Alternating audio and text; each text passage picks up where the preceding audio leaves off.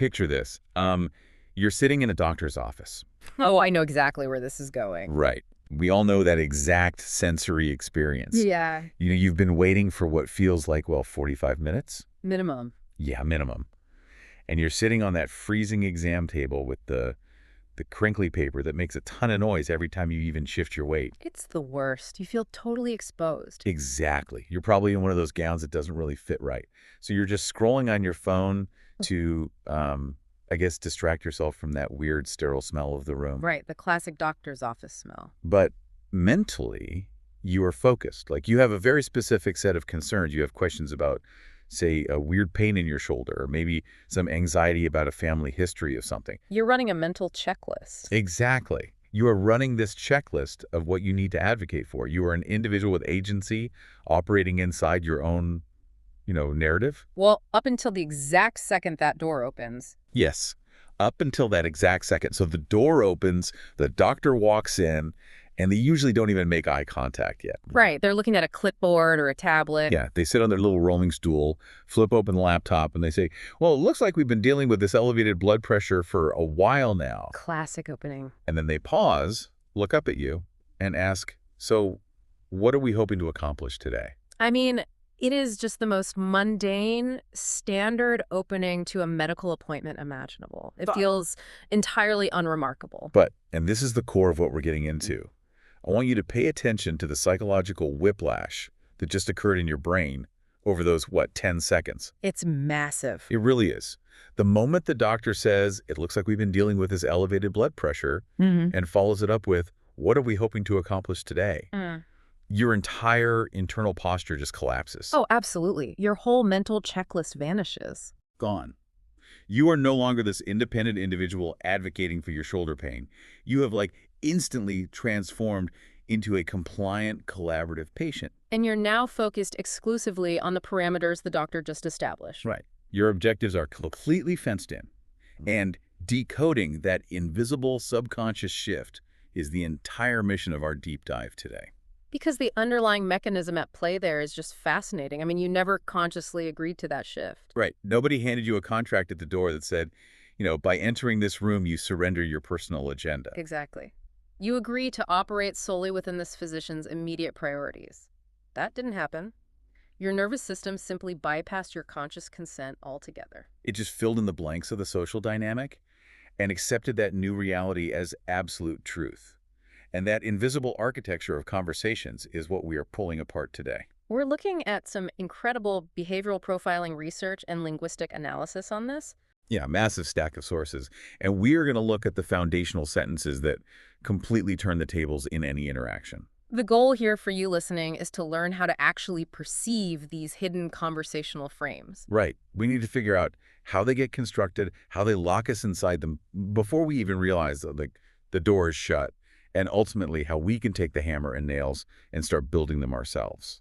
But getting to that level of conversational fluency, it requires us to address a really massive, glaring misconception right away. Oh, this is the part that totally blew my mind. Right. Because if you crack open almost any, airport bookstore bestseller on leadership, or if you sit through a corporate sales seminar, you'll be beaten over the head with this one specific piece of advice. Exactly. They all say, if you want to control a room, you need to ask better questions. Yeah. The person asking the questions holds the power. I literally have that highlighted in about 4 different networking books on my shelf right now. Yeah. Right. But right off the bat, the profiling insights we are analyzing today argue that this specific piece of advice is unequivocally dangerously wrong. Okay, I have to push back on this immediately because that completely short-circuits everything I've ever been taught about negotiation or just talking to people in business. It feels very counterintuitive, I know. Yeah. If I'm not supposed to be asking questions to guide the conversation, what am I supposed to be doing? Why is asking a question suddenly a bad thing? Well, the danger doesn't lie in the act of questioning itself. It's about how the question interacts with what sociologists and linguists call a frame. Okay, let's define that term carefully because it's going to come up a lot. So a frame is the invisible, unwritten set of rules governing any interaction. It dictates who holds the ultimate authority in the room, what the actual priorities are, and who is currently evaluating whom. Right. Every single room you walk into already has a frame running in the background. It's like an operating system on a computer. That's a perfect way to look at it. So, taking that back to the doctor's office example, the operating system is already booted up before I even sit on the crinkly paper. Right. The doctor holds the medical authority, you have the ailment, and they are the one authorized to evaluate your physical state. Okay, so that existing structure is why throwing out what the source material calls a naked question is so detrimental to your own agency, Fred. Exactly. A naked question is one that you just deploy into the wild with no preceding context. No setup. No setup, no statement attached. It is just a question mark hanging in the air. And the source gives a painfully relatable example of this. So you're in that doctor's office, and you decide to be proactive. You ask a naked question. Can you explain what's going on with my blood work? On paper, in a vacuum, that seems like excellent self-advocacy. You are requesting data. Yeah, but what you were saying about the underlying dynamics of the room is totally different. Right. Consider the structural reality of that interaction. By asking that naked question, you are doing absolutely nothing to disrupt or alter the power dynamic. You are firmly cementing yourself in the role of the subordinate, requesting clarity from the dominant authority first. Precisely. You are reinforcing the very frame that keeps you in a position of compliance. And it's the exact same trap in a corporate environment. Like, say I'm a mid-level manager, and I'm in a project meeting with a senior VP. Okay, classic high-stakes scenario. Right, and I want to show initiative. So I just drop a naked question in the silence. Yeah. What is the primary objective for this quarter's rollout? Ooh. Which immediately signals to the entire room that the senior VP is the sole arbiter of priorities. Exactly. And that my role is simply to wait for their decree so I can go execute it. It feels like walking into someone else's house, standing in the foyer and asking, "Excuse me, which chair am I allowed to sit in?" Oh, that's such a good analogy. Because you are inherently broadcasting to everyone that you know it is their house, right? Yeah. That they make the rules. Yes, and that your comfort is entirely subject to their permission. The phrasing the text uses here is brilliant. When you use naked questions, you are asking from below. Asking from below. And operating from below is just a disastrous strategy in high-stakes environments. Imagine a complex legal negotiation, for example. Right. One attorney looks across the table and just asks, what would it take to settle this dispute before we go to trial? They have instantly revealed their desperation. They just handed the opposing counsel complete control over the parameters of the settlement. Because the naked question can only operate inside whatever frame is currently dominant. And unless you are the CEO or the judge, the dominant frame usually doesn't belong to you. Exactly. You're just playing by their rules. So, okay. If the naked question is a trap that just reinforces my own subordination, how do I actually build my own house? What is the mechanism for setting a frame where I am the one deciding where people sit? The behavioral profiling literature points to a highly specific two-part architecture for assuming conversational control. It's the statement followed immediately by the question. Statement plus question. Honestly, that sounds, I don't know, a little too simplistic to be some kind of covert psychological master key. Well, the elegance of the formula relies on a really deep understanding of cognitive load and human neurology. The statement is the heavy machinery here. The heavy machinery. The statement does the arduous work of constructing a brand new frame, a new operating system, in real time. It redefines the reality of the room. And then what about the question?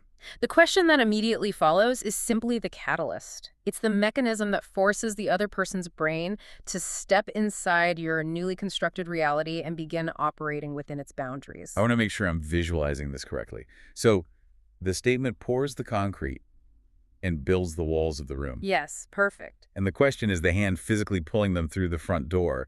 We are building the environment and then demanding they interact with it. That captures the dynamic perfectly. However, the architecture demands precision. You cannot simply utter any random declarative sentence and expect reality to bend to your will. Right. I can't just say, the sky is blue, give me a raise. Exactly.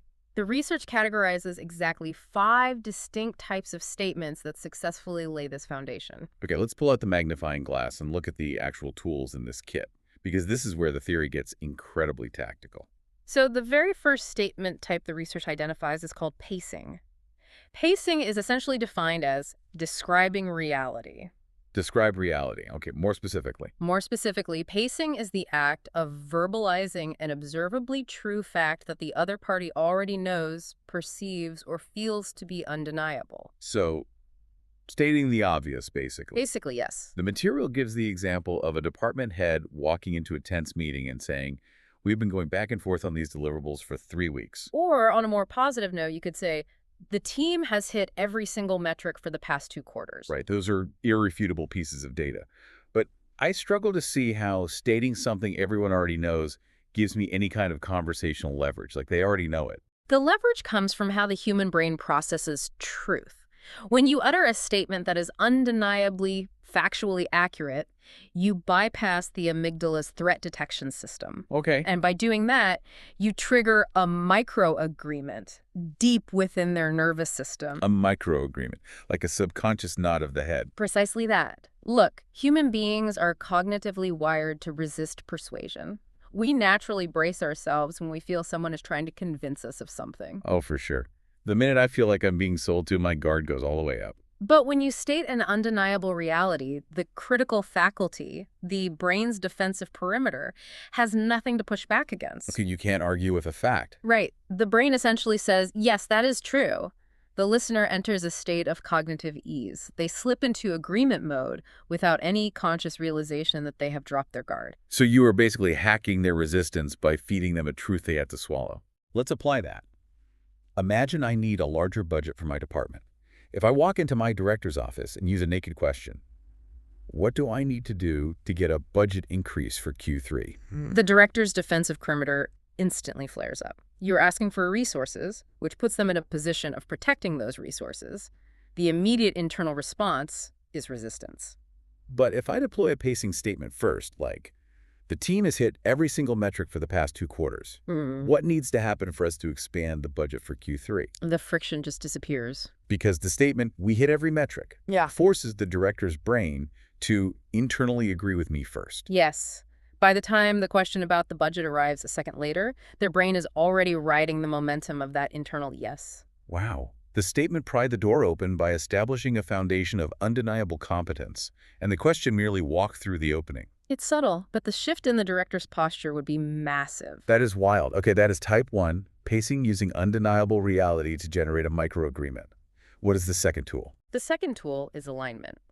At a glance, alignment might mimic pacing, but the psychological target is completely different. How so?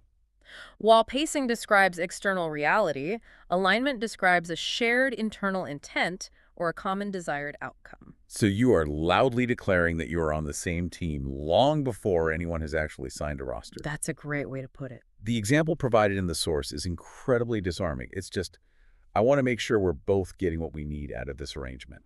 The neurobiology of alignment is profound. Humans are deeply tribal creatures, constantly scanning our environment to categorize people as either in-group or out-group, allies or threats. Right. And when you enter a negotiation, the default neurochemical state of the opposing party is often adversarial. They are flooded with low-level cortisol, braced for a zero-sum conflict. They are ready for me to try and take something from them. But the instant you deploy a statement of alignment like, I want to make sure we're both getting what we need, you forcibly interrupt that cortisol response. You're providing linguistic proof that you are in group. Yes. Their nervous system interprets the shared goal as a signal of safety, and it automatically shifts them out of a defensive posture and into a cooperative framework. The strategic brilliance of this specific tactic blows my mind because it essentially sets a behavioral trap. It really does. Like, if I open a tense meeting with an alignment frame saying, look, we're all trying to solve the same supply chain bottleneck here, I have just defined the room as a collaborative space. And if the other person decides to maintain their aggressive adversarial posture, they end up looking completely irrational. They trap themselves in a paradox. Right. To fight back aggressively against a statement of mutual benefit requires them to implicitly argue against their own self-interest. They would literally be broadcasting, no, I refuse to work together to solve this problem. And no professional wants to look that unhinged. Exactly. By establishing a shared purpose, you elevate your own status to the rational, strategic visionary in the room. And you subtly force them to regulate their own behavior to match your frame. That is so powerful. Which segues seamlessly into the third statement type, which honestly requires the highest degree of emotional intelligence. Oh, this is the one called resonance. Yes. So, pacing deals in facts. Alignment deals in intent. Resonance deals in the reflection of internal emotional states. This one feels dangerous if you get it wrong, to be honest. The material suggests this is where most people stumble. It is high risk, high reward. Resonance requires you to identify the unspoken emotional baggage the other person dragged into the room, and then name it out loud before they have to advocate for it. The corporate scenario outlined in the text illustrates this beautifully. So imagine a highly competent colleague who has been continually sidelined. We all know someone like that. Right. You approach them and say, I could be totally off base here, but I get the sense you're frustrated because the scope of this project has been altered 3 separate times and nobody has paused to acknowledge the toll it took on your department. The empathy in that statement is almost palpable. Just hearing that hypothetical, you can imagine the tension completely draining out of the environment. But why does simply naming an emotion trigger such a massive physical response? It comes back to the concept of the defensive perimeter we talked about earlier. When people feel undervalued, ignored, or frustrated, they enter interactions carrying a heavy cognitive load. They're carrying a shield. Exactly. They are mentally preparing a litany of arguments to prove that their frustration is justified. They are ready to battle for the right to be understood. And when you preemptively articulate their exact frustration, you validate their internal reality. You signal to their brain, the battle for understanding is already over, I see you. The immense energy they were allocating to defensive posturing suddenly has nowhere to go. But it just evaporates. It just evaporates. You can visibly see their shoulders drop and their breathing slow down. You completely disarm the conflict by stepping into their foxhole with them. It is so deeply human. Which brings us to type 4. And I have to admit, I really struggled with this one initially. A lot of people do. It challenges the conventional wisdom. It feels entirely counterintuitive to everything corporate culture teaches us. Type 4 is concession. Yes. Concession is the strategic, voluntary surrender of ground. Okay, unpack that. It involves openly acknowledging a limitation you possess, a mistake you have made, or a cost you are bearing, and doing so proactively before the other party can weaponize it against you. The source draws a brilliant parallel to the high-powered lawyers in a TV show like Suits.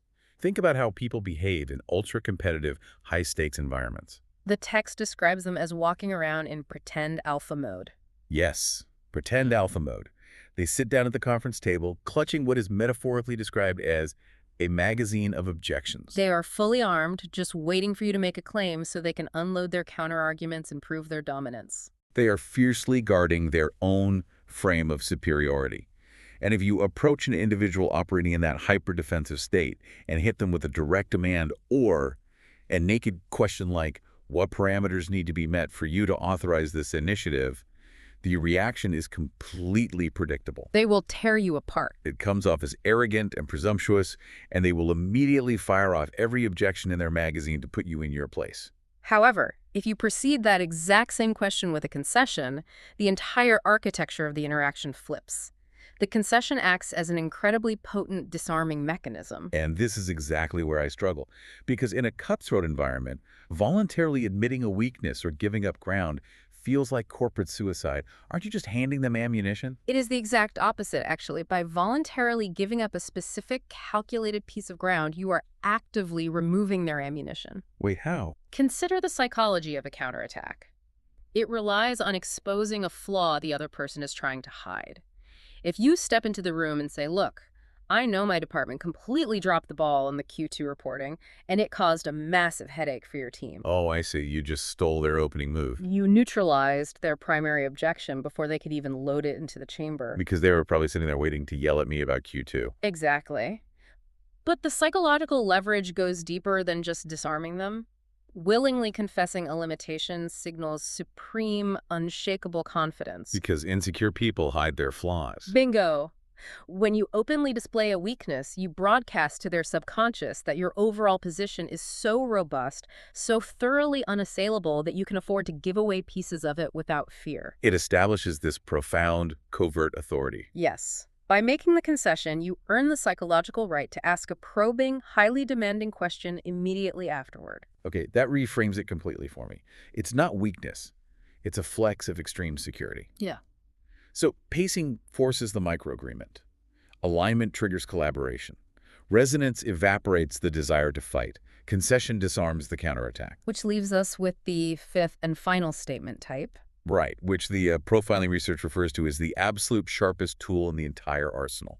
Presupposition. Presupposition is the most insidious and powerful of the five because it functions almost entirely beneath the threshold of conscious awareness. It is a linguistic Trojan horse. A Trojan horse. I like that. A presupposition embeds a highly contestable assumption into a sentence, treating it as an immutable, universally agreed upon fact. Let's use an analogy here because the mechanics are brilliant.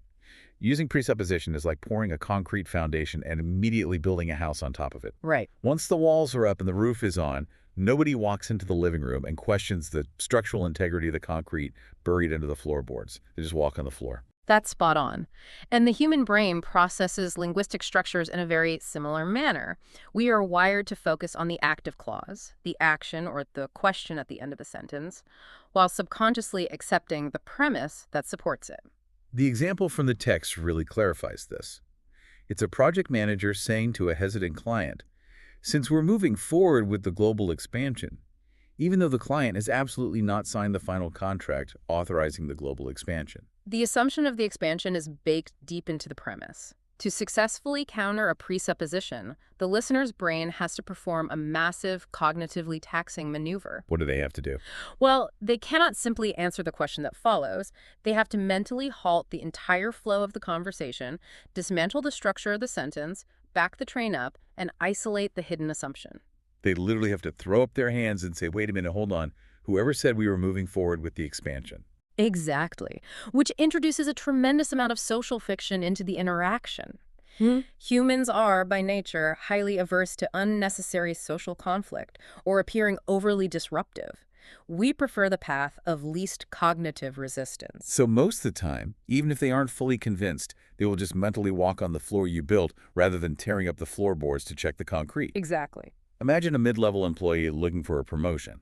Instead of asking for it directly, they use a presupposition. Yeah. Now that we've established my team can deliver at a senior executive level, what is the strategic argument against giving us more operational runway on the upcoming merger? The presupposition, now that we've established my team can deliver at a senior executive level, does all the heavy lifting. It installs the reality of their competence. And the question that comes next just casually invites the boss to argue against a reality that already feels permanently installed. It is conversational checkmate. So we have now established the 5 foundational tools for constructing the frame. The statement does the arduous work of building the reality. But as we established at the beginning, building the house is only step 1. Right. We need to pull them through the front door. We need the catalyst. How do we compel the other person's brain to step inside this new frame and take ownership of it so they believe it was their idea all along? This is where the true power of the 5 types of questions comes into play. The questions act as the engine of participation. Because the statement has already constructed the parameters of the reality, right? Exactly. Because of that, the questions themselves do not need to be overly complex. In fact, their strength lies in their deceptive simplicity. Let's dive into the mechanics of these questions. Question type 1 is the directional question. A directional question functions exactly as the name implies. It points the listener's cognition toward a highly specific conclusion without ever taking the risk of stating that conclusion out loud. So you are constructing a one-way cognitive hallway for their mind to walk down. Precisely. The source material provides a great look at how this works in crisis management. Imagine a team that is working 80-hour weeks, and the manager knows they are on the verge of a mass exodus. Total burnout. Right. Instead of walking in and lecturing them by saying, you are all going to burn out, the manager asks a directional question. What do you anticipate happening to the structural integrity of this team if we maintain this current operational pace for another 6 months? Wow. The manager is not lecturing. They are not arguing. They are simply shining a flashlight down a very dark hallway and asking the team to describe what they see at the end of it. And the distinction between lecturing and asking here is vital, right? Because of the concept of psychological reactance. Explain psychological reactance for us. When human beings feel their autonomy is being threatened, when they are told what to think or what to do, their immediate reflexive response is to push back. It is a well-documented psychological phenomenon. Oh, I do this all the time. If someone tells me I have to do something, even if I want to do it, suddenly I don't want to do it anymore. Exactly. If you argue that the team will burn out, you invite the team to argue that they are tough enough to handle it. But if I ask a directional question, and their own brain does the work of walking down that hallway, Their brain arrives at the conclusion, we are going to collapse. And because their brain generated the conclusion, they assume absolute ownership of it. You bypass their reactance entirely. It is profoundly persuasive because human beings rarely, if ever, argue with their own conclusions. They think it was their own brilliant realization. That's amazing. Okay, building off of that concept of bypassing resistance, we arrive at question type 2, the assumptive question. The assumptive question is the perfect structural partner to the presupposition statement. How so? If presupposition bakes the assumption into the foundation, the assumptive question skips entirely over the primary friction point, the main decision you want them to make, and forces them to focus on the trivial logistical details of what happens after that decision has already been executed. You treat the major hurdle as if it is already in the rearview mirror. The classic sales example from the reading is, when we finalize the rollout for this software next month, do you want to initiate the launch with the East Coast division or do a simultaneous company-wide deployment? You completely obliterated the fundamental question of whether the software is being purchased and forced their cognitive resources to grapple with the logistics of how it will be implemented. My favorite variation of this from the profiling data is when you disguise the assumptive question as a plea for mentorship.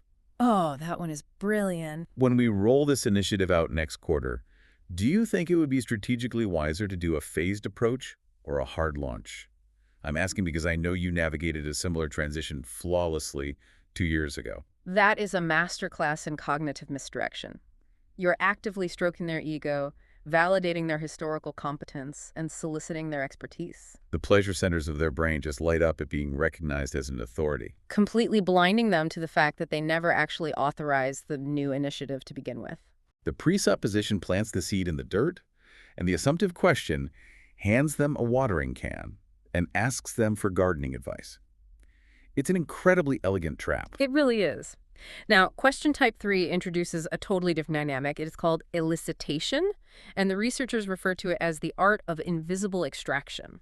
Invisible extraction. Okay, so elicitation is the methodology used to gather sensitive data, uncover hidden motivations, or extract guarded information without the interaction ever feeling like an interrogation. Yes, because traditional rapid-fire questions trigger a massive defensive response, right? Right. If I want to know how much my friend pays in rent, because I'm looking to move to their building, and I just ask directly, what is your exact monthly rent? They're likely to freeze up. Money is a taboo subject. When humans detect the cadence of direct interrogation, who, what, where, when, how much, they immediately recognize an asymmetry of information. They realize you are trying to extract something from them. Exactly. The brain's defensive filters snap into place. They begin calculating why you want the information, how you might use it against them, and how they can parse their words to give you as little as possible. So how does elicitation bypass that intense calculation? By masking the extraction so thoroughly that it doesn't even register as a question grammatically. Elicitation mimics the cadence of a thoughtful, trailing statement. It should feel less like an interview and more like two people staring at a puzzle thinking out loud together.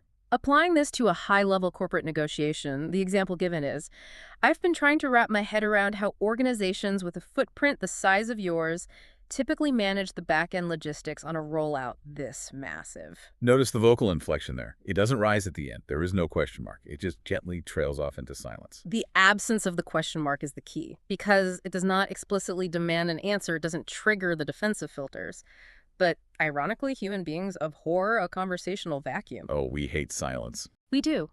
When you present an unresolved thought and leave empty space, the listener's natural instinct is to jump in, fill the silence, and resolve the thought for you.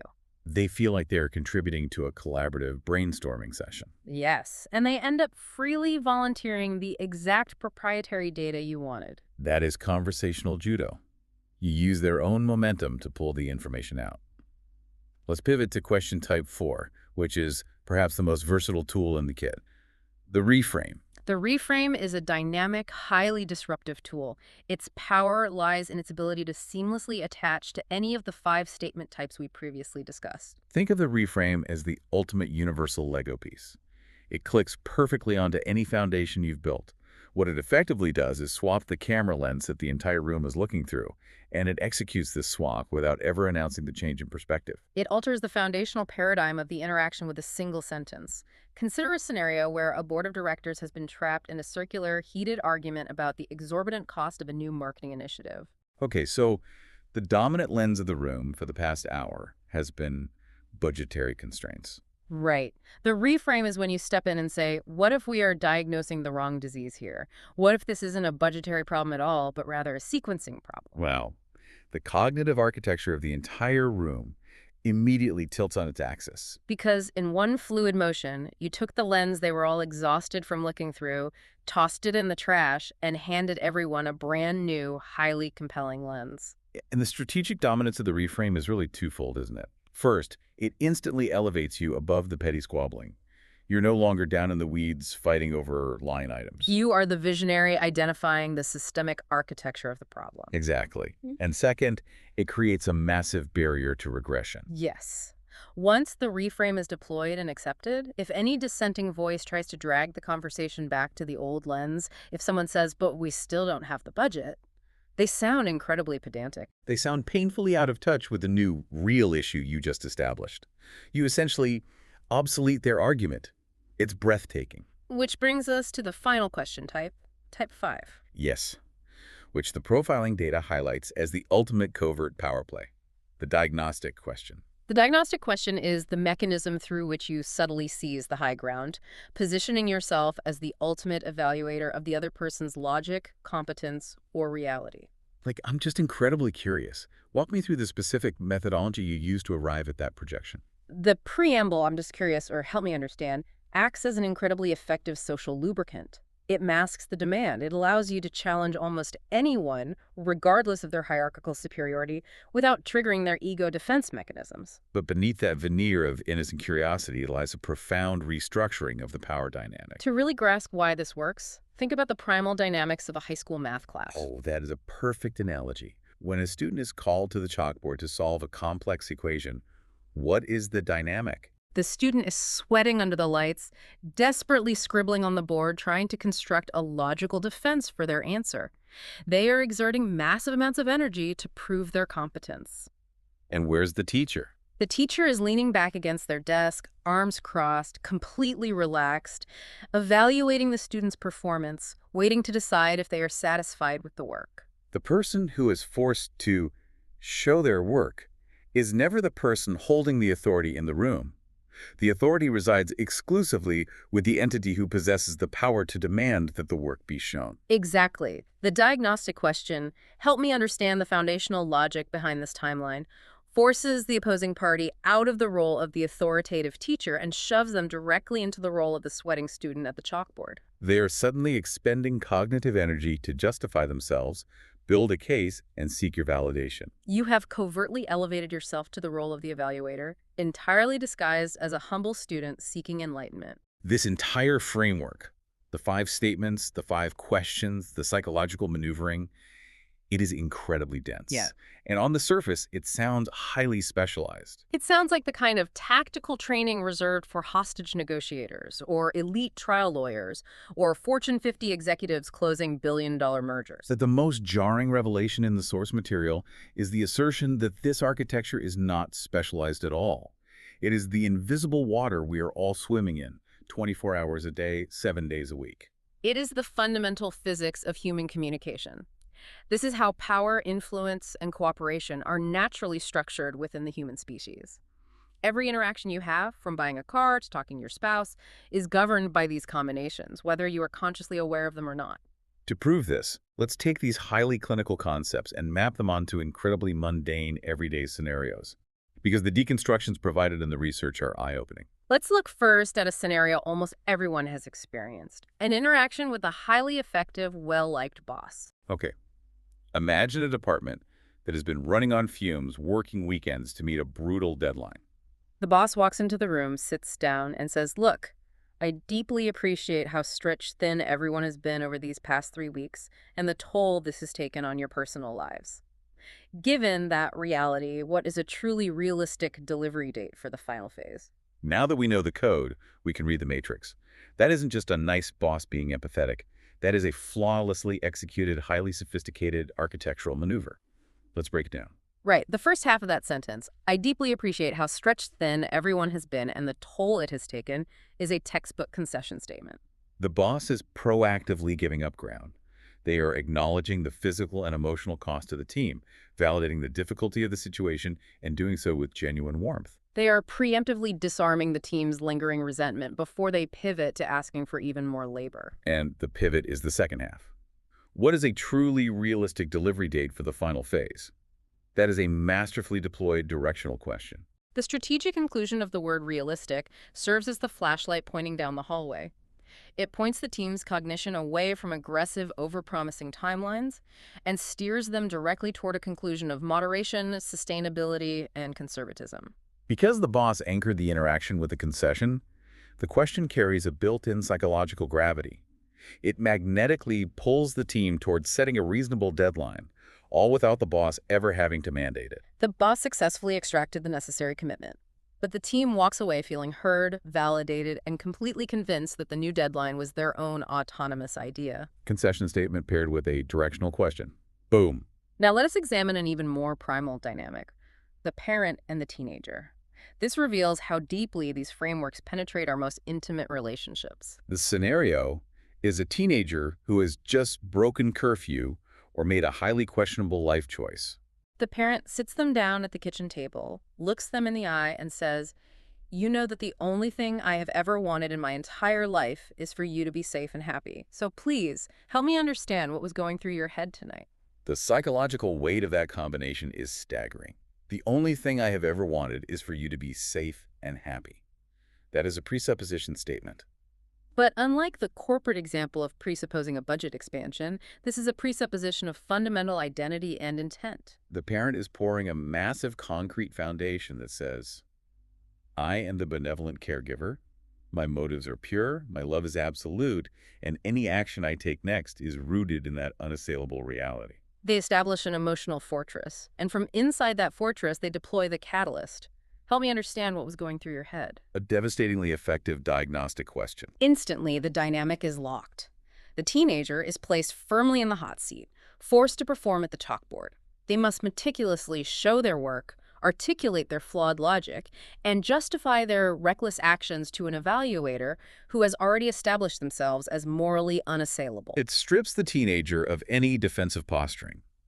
They cannot argue against the parent's anger because the parent presupposes love. It is presupposition paired with a diagnostic question. And this is the crucial aha moment of the entire deep dive.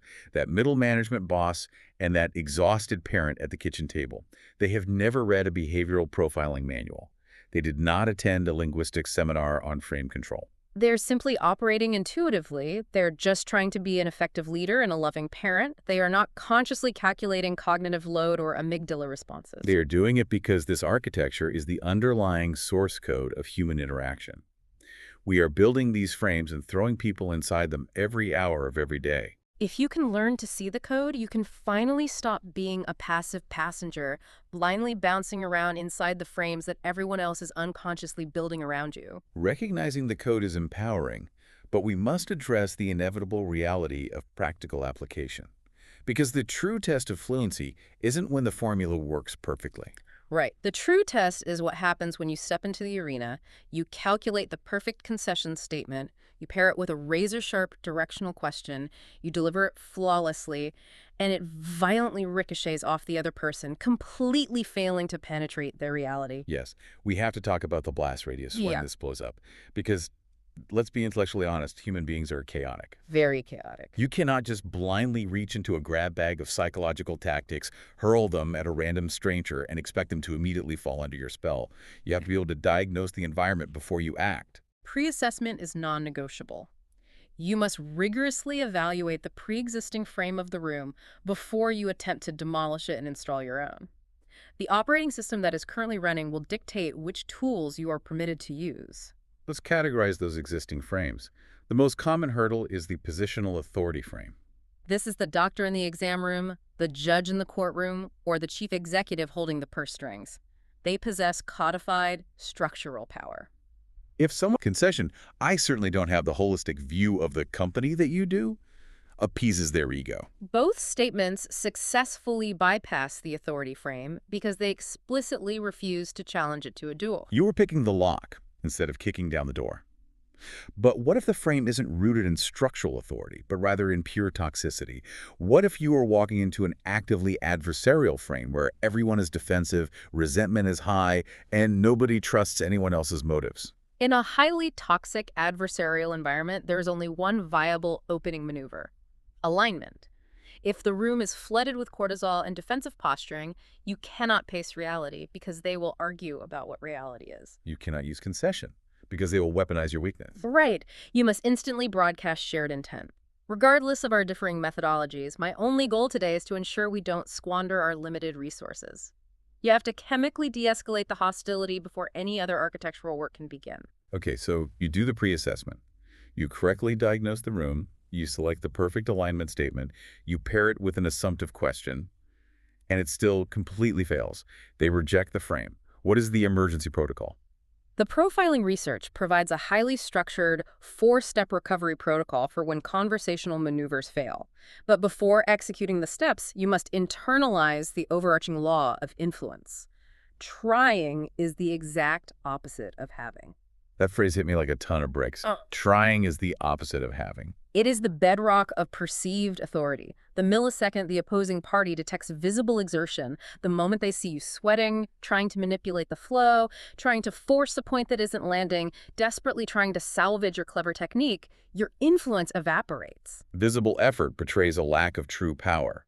True authority appears effortless. If you are struggling, you become the desperate salesman, and they get the psychological satisfaction of sitting back and watching you flail. To maintain that illusion of effortlessness when we fail, we initiate step 1 of the protocol.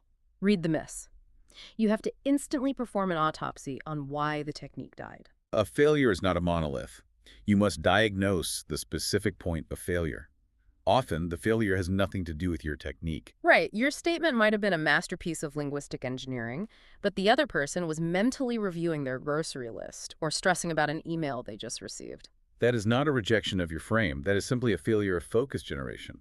They weren't present to receive the architecture. But sometimes they are completely present, they hear exactly what you're trying to build, and they violently reject the concrete you are pouring. The source material uses a really extreme clinical example to illustrate this point perfectly. Yes, the clinical psychiatric example. Imagine a physician attempting to treat a schizophrenic patient who firmly believes that the government is transmitting radio signals directly into their dental fillings. If the physician attempts to use a pacing statement describing undeniable reality and says, "I assure you, based on the laws of physics, there are no radio signals in your teeth," the interaction will instantly rupture. Because to the patient, the physician is not describing reality. The physician is proving themselves to be dangerously ignorant of the true reality. Exactly. The physician attempted to pace a reality that the patient fundamentally does not occupy. The frames are completely incompatible, and the statement shatters on impact. Which brings us to step 2, and I will admit, as someone who likes to win arguments, this is the hardest pill to swallow. Step 2 is release the frame to the universe. It requires complete ego death. You must let the failed attempt go instantly and absolutely. This contradicts every instinct of an ambitious, articulate person. When you craft a brilliant conversational gambit and it falls flat, your immediate burning desire is to double down. You have to say, no, wait, what I meant was, or let me rephrase that so you understand. You want to perform CPR on the dead idea. And attempting to resuscitate a dead frame is precisely how you broadcast visible effort. It makes you look incompetent, like a magician whose only trick just failed, desperately trying to reset the deck of cards while the audience watches. The text points out that the willingness to let an idea die without flinching is actually a massive power move in itself. The person who can drop a rejected premise instantly without a micro-expression of panic signals something very intimidating to the room. They signal, I have an infinite arsenal of tools. If you don't like that one, I have 10 more. It demonstrates extraordinary cognitive flexibility, which is a hallmark of true dominance. So we let the dead idea stay dead. We move seamlessly to step 3. Shift the class. This is a critical tactical correction. When a statement fails, you do not simply deploy the exact same type of statement with increased velocity or volume. If your attempt at pacing reality was rejected, you do not double down and aggressively try to force them to accept your version of facts. You don't try to 10x the pacing.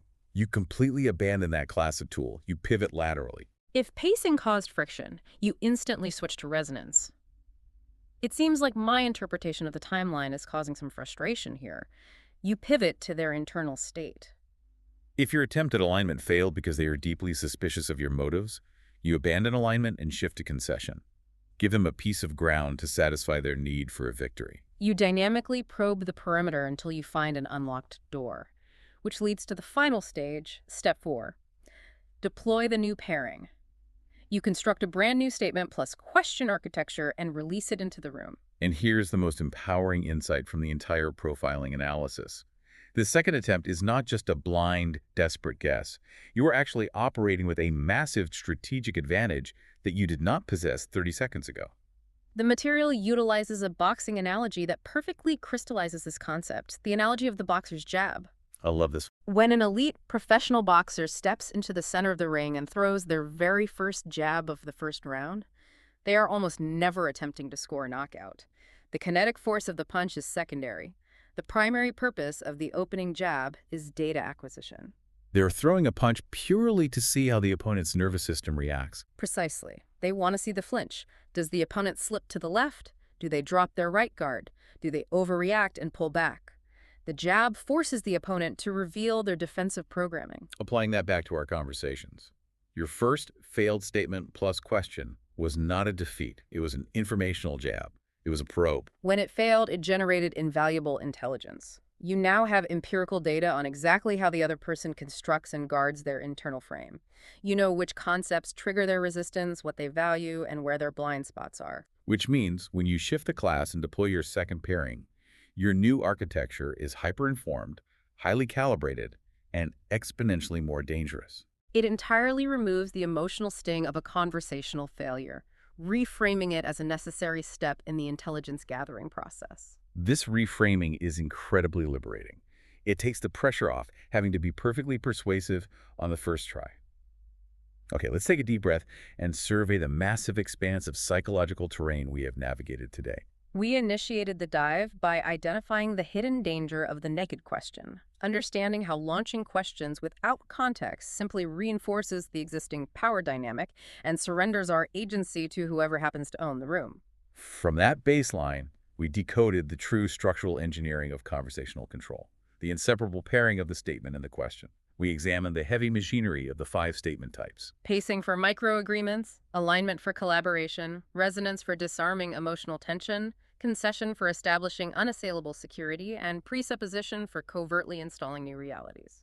And we married those statements to the 5 catalytic question types: directional questions to guide autonomy, assumptive questions to bypass friction, elicitation to invisibly extract intelligence, the reframe to radically alter the environmental lens, and the diagnostic to covertly assume the role of the ultimate evaluator. We brought it down to earth, proving that whether you are a corporate VP setting a deadline or a parent dealing with a teenager in the kitchen, these are the fundamental physics of human connection. And ultimately, we learned how to navigate the inevitable failures with grace. By rigorously reading the room, ruthlessly abandoning dead frames to avoid visible effort, shifting our tactics, and utilizing our failed attempts as strategic jabs to gather devastatingly accurate data. As we conclude, it is paramount to center the ethical and practical intent behind learning this architecture. The objective is not to transform into a Machiavellian manipulator who treats every human interaction as a zero-sum game to be won. Definitely not. The true, profound utility of this knowledge is activated by asking yourself one remarkably simple, grounding question before you open your mouth. What exactly do I need this person's nervous system to do in the next 30 seconds? Just the next 30 seconds. Not, how do I dominate this negotiation, or how do I win this argument that has been going on for 5 years? Precisely. It is about intentionally designing the immediate micro-interaction so that it flows without unnecessary cognitive friction.